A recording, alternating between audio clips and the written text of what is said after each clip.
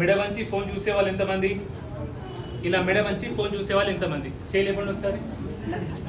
అందరు చూస్తున్నారా?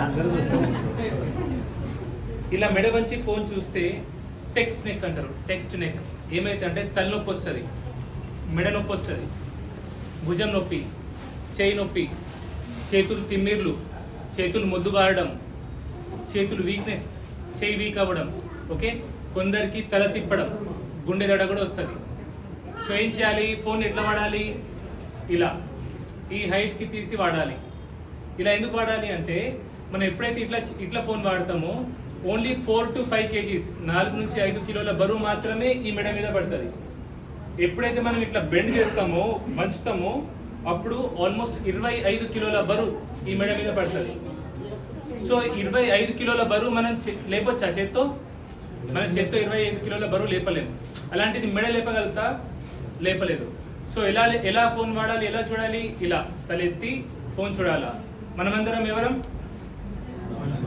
మనం మనుషులం, మనం భారతీయులం, మనం ఇండియన్స్. మనం ఎప్పుడు తల ఎత్తుకు తిరగాలి.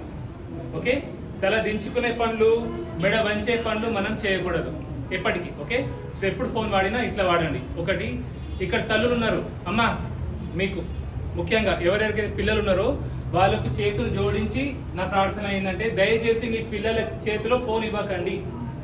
ఓకే, వాళ్ళు తినేటప్పుడు ఫోన్ ఇవ్వద్దు, వాళ్ళు అల్లరి చేసేటప్పుడు ఫోన్ ఇవ్వద్దు, మనం పక్కన వాళ్ళతో మాట్లాడేటప్పుడు మనం డిస్టర్బ్ చేస్తారని ఫోన్ ఇవ్వద్దు. ఏ కారణం కోసమైనా సరే పిల్లల చేతిలో ఫోన్ ఇవ్వకండి.